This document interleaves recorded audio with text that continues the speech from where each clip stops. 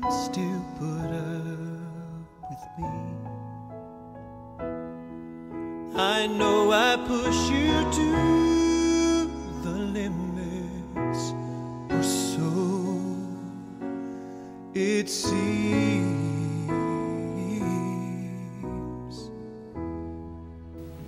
Well, my parents were workaholics, to put it simply. They just worked all the time. They had business opportunity after business opportunity, and it kept them away from the house. In fact, I don't really remember them ever being home. Felt unwanted, because I looked around and we had this perfect neighborhood that we grew up in. And I looked around and all the other families would have dinner together, and they were together as family doing sports, and I was alone. My parents didn't come to watch my sports. If you met my parents, they're such great people. Everybody loved them. Everybody loved them, and they always had all these events they were going to. They were on a bowling league. They were hanging out with their friends. So they always had time for everybody else. Start each day with good intentions. When I was a junior in high school, they moved down here to the Bay Area from Washington, and when I was a junior in high school, my friends were everything, so I put up a fuss. I didn't want to move like every high school kid, and they didn't really argue with me. They, they said, well, we want you to go, and I said I don't really want to go, and they said okay and moved. Well, my senior year, I met my first husband, and we dated for several years, about 4 years before we got married. While we were just dating, I knew that there was something not right with our relationship. I just could never put my finger on it. And then we got married, and it just confirmed there was something wrong. And so it didn't take very long. About a little three and a half years after we were married, I went in and I sat on the bed, and in essence, I asked him why he couldn't love me. And he said that, well, what I wanted him to say was that I was crazy, that he loved me and that we were going through a rocky period, but that everything would be fine. That's not what he said. What he said was that he was a different person than I thought he was, and that he wanted a different life, and it wasn't with me.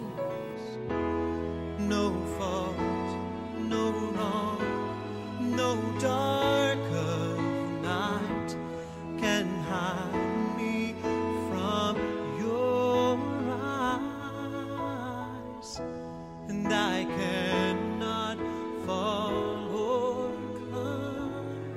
Oh yeah, I was devastated. I was 24 years old. I was so young. I had planned, when I got married, I had planned on being married for life. And so it just crushed my dreams, and it reaffirmed that I wasn't good enough. I was never the one chosen. And the marriage crumbled, and I threw everything I had into school and work. I needed something to rebuild my self-esteem. I swore off men forever. But those relational wounds, they don't heal, by themselves at least. And so I met my current husband several months after I was divorced from my first. It was just this whirlwind life for the first few years, and we just had this beautiful, perfect life. Well, about 7 years into the marriage, it just imploded. And I guess you would think from my history that I would have seen something coming, but I didn't. The marriage it crumbled overnight, and I was completely blindsided. I felt like somebody had just ripped the carpet right out from under me, and I was at the lowest point in my life. I had just put all my hopes and my dreams in him, and I was just so happy with my life.